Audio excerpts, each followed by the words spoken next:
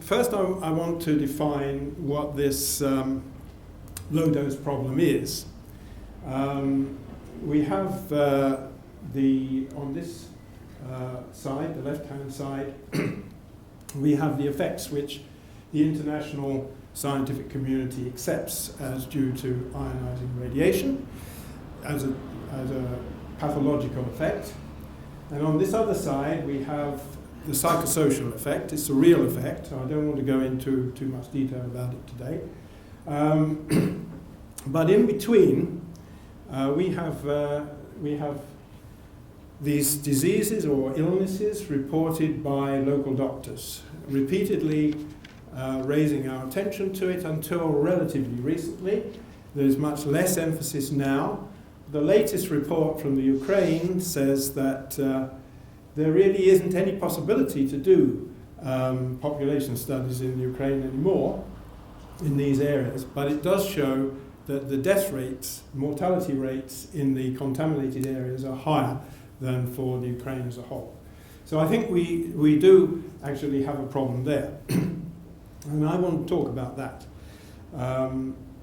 So in fact what we do, or what I do, is call these the direct effects, those the indirect effects, and the question mark is over what are these. Now, there's two processes by which radiation can damage cells. Mutation, as Tim said, is definitely established by huge experiments with mice in the 60s up to the 90s. But more recently, in the beginning of the 90s, another phenomenon was uncovered called genomic instability, and it is actually quite different from mutation. And one of the things that the scientific community does is says, well, the direct effects of radiation, they are due to genetic effects. And anything that isn't due to genetic effects is not due to radiation. It's what we call the indirect, the psychosocial effect. But if you look at tissue at diagnosis, it exhibits both mutations and it exhibits genomic instability. So we can't say which of the mechanisms led to that problem. So as I said, the widely held assumption is that if it's genetic, then it's caused by radiation, and the disease that is caused by radiation, as Tim has just said, is cancer. But in fact, this study showed in 2000 that cancer is not a genetic disease. This is a twin study, identical twins, and the thing is that there's a strong argument here that if a mutation is the cause of cancer, then that mutation will be carried on from generation to generation, and the cancer will build up so that if you have identical twins, they have identical mutations, they will both have cancer. But in fact, the evidence shows that there's a very low level of the two twins both exhibiting the disease. So we can conclude that the cancer, that is the most well established of the ionizing radiation-caused diseases, is probably due to genomic instability. Now, we can't usually assign a specific case to a specific cause. And that leaves a lot of leeway for people to say, well, this is psychosocial effect. The problem in Chernobyl has really been evaded numerous occasions when people have tried to get the international agencies to address this. They failed to do it because they've been convinced that it's not a radiation effect. It's something which is in the control of the people who are affected. So we're still left with this question of what is that. So let's look at what is genomic instability. Because I think if we change our view that we're looking at genomic instability, and I've told Tim many, many times that many of the things that he's looking at, they are really characteristic of genomic instability. So how is this instability working? Well, we know what mutations do. They change specific bases in the DNA sequence, and that changes the behavior of the cell. But genomic instability showed up something which was totally contrary to the mutational idea, because the inheritance of genomic instability wasn't Mendelian. So therefore, it couldn't be introduced into any kind of framework in which you would, the existing framework for genetic effects. And so the European Commission devoted a large sum of money, and so did the Americans, to studying this, and they studied it up to 2010, and they didn't really find an answer, so they gave up. And they say, well, it's due to signaling, which, okay, probably it is due to signaling, but it doesn't tell you very much about what is happening. Well, I was asked to review to comment on a meeting where they were talking about the new paradigm that this European project was going to uncover, which would cover both the classical effects and the new, what they called non-target effects. And I thought there was a fatal paradox there, because if we look at history, any new idea is very, very slow to be, any new paradigm, very slow to be accepted. So if Note is successful in finding a new paradigm, nobody would believe it. But if they didn't find an answer, and in fact they didn't, then everybody would be happy, because it would just confirm what they thought all along was correct. So Note did not find a new paradigm, and so it failed. But in fact it was a success. And that's why no further work has been done on the subject. I then, in 2008, which Note never accepted, proposed a new way of looking at the cell, not as a normal Newtonian type physics entity, but as a complex dynamic system. And I think this is how we can explain what is happening in the phenotype. So we have to look at what is our concept of the phenotype, not what is to do with the DNA, because that's much less important. So phenotypes are stable states. But the question is, how is this stability obtained? Now, if I put this down on the table here, that's perfectly stable. That's at equilibrium with its surroundings, and it can't drop off or move. But we're looking at a different kind of stability, and it's quite well illustrated. It's an analogy, it's not a real idea, but if you look at a ball, a ping pong ball, supported in a jet of air, it's stable. It stays within the jet of air as long as the jet of air is continuing to run. And you can wave the thing around and the ball stays. So small perturbations of the system leave the ball in the jet, but it's a quasi-stable state, because if you turned off the jet, the ball would just drop to the ground. But if you imagined a system with just one ball, and that is what I'm saying is the phenotype of the cell, but several jets, then you could imagine a situation where the ball jumps from one jet to another by being pushed from the outside by some force or other. It will jump from one air jet to another. And that is an analogy to a change in the phenotype. And the phenotype describes or determines everything that the cell does. And if you change the phenotype, you change some of those things. The phenotype is acting as a switch. And you lose some things and you gain some things, but you've got a different phenotype. We have normally replicating organisms, such as human beings. We have one specific type, if you like, of phenotype. We call that the home phenotype. And if that gets disrupted, if you lose the stability of that, then you are into this region of changing properties of the cells. And this is, I think, should have gone on. Well, First, is genetics relevant to this radiation? No, I don't think it is. I think we are talking exclusively for all environmentally caused diseases about genomic instability. And this fellow, Richard Lewontin, explained why. Because experimental genetics had experimented with only one type of genetic endpoint, a very clear one like flower color. And I could go into that. There, those sweet peas that he used, but I'll just leave you to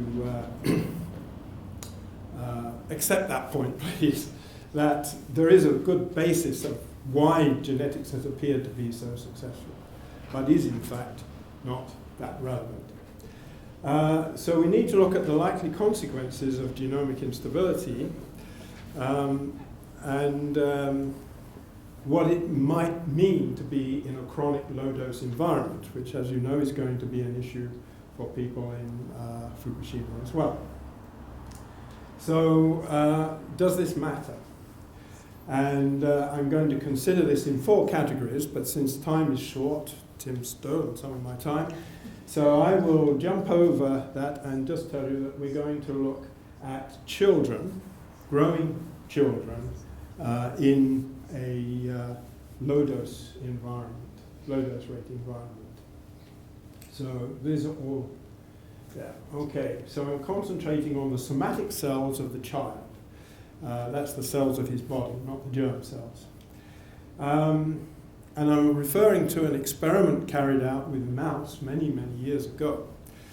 And the mouse had an unstable phenotype that radiation could trigger it to revert to another phenotype. And the difference was black mouse, white mouse in the melanocytes. And if you reverted, or if these melanocytes reverted, the basic problem was coming from sperm again, from the father. And if in the newborn animal there was a reversion in some cells, then the coat had black spots. It was a mosaic. The skin was a mosaic of different phenotypes of the cells. And I think that that's something that could be happening in children. So the offspring of irradiated parents or directly irradiated children could have this problem that some of their cells have abnormal phenotypes. Now, if you consider, so if you consider the heart, this pump action of the muscle, this is taking place in every individual cell. And if it loses that pump action, if a cell loses that pump action, in a child, that cell will proliferate. So the heart will grow with fewer cells that are active in pumping, and therefore it will grow with an organ, a tissue, that is under functioning. And I think that that is really what the problem with those, in the middle of my diagram earlier on, the reports from the local doctors, what they are seeing is the effects of this mosaic of cells that children have, or some children have, and is reducing the capability of the child to lead a normal life.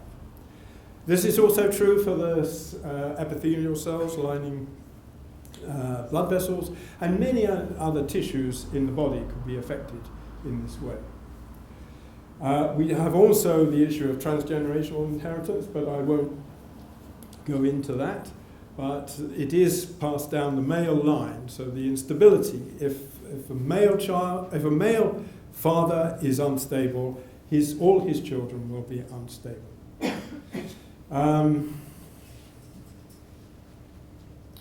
So actually this was observed by Dubrova after Chernobyl. So we have in fact an observation of this empirical evidence. I don't go into detail here, but we tried to investigate this, or to get the WHO to investigate this in 2000, 2001. Very carefully prepared, but the IAEA stepped in and it was cancelled, and you got the Chernobyl Forum, which told you practically nothing useful. Well, I won't go into all the detail of that. So what about our knowledge at low doses? I mean, if this is a threshold, perhaps this doesn't matter. But in fact, it's definitely the case that there is no threshold, and somebody called Ian Goddard has brought together all the epidemiological information. We had, in 2006, the Beer report saying there was no threshold. It was quite clear on that point. Then Ian Goddard collected together all these data, and you can see that you would be expecting most of the points to be down on this line at 100 millisieverts if there was a threshold at that dose, which is what is quite often claimed. But there is absolutely no evidence of that. Another study only recently published in the BMJ shows no evidence of a threshold. So what does this mean in practical terms? Well, the risk of dying of cancer is 25% lifetime risk. According to the BMJ study, that last one, it's 1.5 per gray. That's the relative risk, 1.5 times the existing risk, so 25%. So about a 50% increase for 1 gray. Then we have Professor Wade Allison telling us that we can take a monthly dose of 100 milligray, or 100 millisieverts, and that's a safe dose, so that's fine. That leads to roughly a 40%, an increase to 40% lifetime risk of cancer if you were exposed to 1,000 or 1.2 sieverts in a year. Your lifetime risk of cancer will go up from 25% to 40%. That's safe, according to this guy. But if we look at just the risk from 100 millisieverts, that would be 5 years of a Fukushima evacuee returning to his home with an annual dose of 20 millisieverts per year. And we can see there that risk goes up quite significantly according to the risk values from the BIA 7 report, and that would be much higher for children. So I estimate that a child born into an annual dose rate of 20 millisieverts per year would end up at the end of 5 years with a lifetime risk of cancer between 28 to 32%, just for the first 5 years of their life. Yeah. So if we return to the low dose problem, that is indicating that, because I'm suggesting to you that cancer is caused by genomic instability, so anything else that's caused by genomic instability will not have a threshold, and will be increasing the risk of whatever disease it is, and we have not done the research to find out, but it would be increasing it from 0 dose. So over and above the normal background that particular person was more or less adapted to. As I say, cancer is not, is due to genomic instability. I'm pretty sure of that. We have the transgenerational problem as well. So this low-dose problem hasn't gone away. And all those organizations, Melody, the research platform in Europe, the IAEA, the WHO, UNSCEAR, particularly the IRSN, the French nuclear protection agency, do they really not understand this? I mean, this is what I can't understand, because they have scientists who can see this as well as I can. This is a really important problem which they must be deliberately avoiding. Thank you.